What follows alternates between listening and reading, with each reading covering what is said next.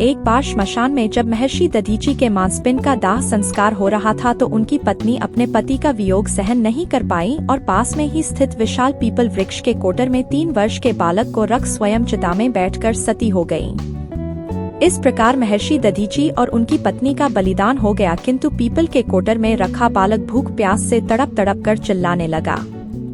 जब कोई वस्तु नहीं मिली तो कोटर में गिरे पीपल के गोदों फल को खाकर बड़ा होने लगा। कालांतर में पीपल के पत्तों और फलों को खाकर बालक का जीवन येन केन प्रकारेण सुरक्षित रहा। एक दिन देवर्षि नारद वहां से गुजरे। नारद ने पीपल के कोटर में बालक को देखकर उसका परिचय पूछा। नारद, बालक तुम कौन हो? बालक, यही तो मैं भी जानना चाहता हूँ। नारद, तुम्हारे जनक कौन हैं? बालक, यही तो मैं जानना चाहता हूँ। तब नारद ने ध्यान धर देखा। नारद ने आश्चर्यचकित हो बताया कि हे बालक, तुम महान दानी महर्षि दधीची के पुत्र हो। तुम्हारे पिता की अस्थियों का वज्र बनाकर ही देवताओं ने असुरों पर विजय पाई थी। नारद ने बताया कि तुम्हारे पिता दधीची की मृत्यु मात्र 31 वर्ष की आयु में ही हो गई थी। बालक, मेरे पिता की अकाल मृत्यु का कारण क्या था? नारद, तुम्हारे पिता पर शनिदेव की महादशा थी। बालक, मेरे ऊपर आई विपत्ति का कारण क्या था? नारद, शनिदेव की महादशा। इतना बताकर देवर्षि नारद ने पीपल के पत्तों और गोदों को खाकर जीने वाले बालक का नाम पिप्पलाद रखा और उसे दीक्षित किया। नारद के जाने के बाद बालक पिप्पलाद ने नारद के बताए अनुसार ब्रह्मा जी की घोर तपस्या कर उन्हें प्रसन्न किया। ब्रह्मा जी ने जब बालक पिप्पलाद से वर मांगने को कहा तो पिप्पलाद ने अपनी दृष्टि मात्र से किसी भी वस्तु को जलाने की शक्ति मांगी।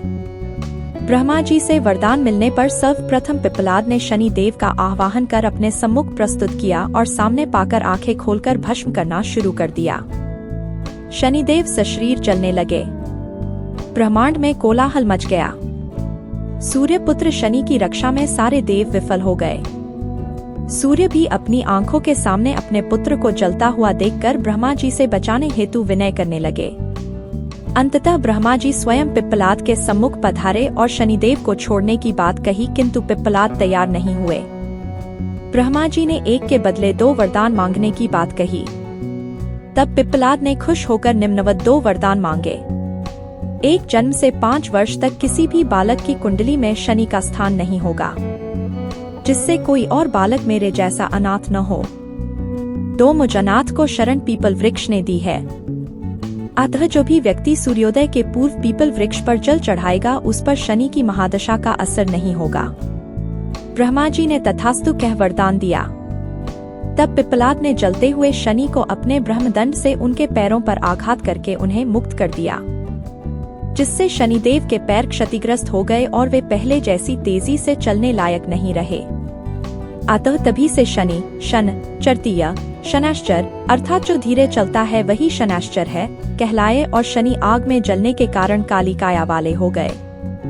शनि की काली मूर्ति और पीपल वृक्ष की पूजा का यही धार्मिक हेतु है।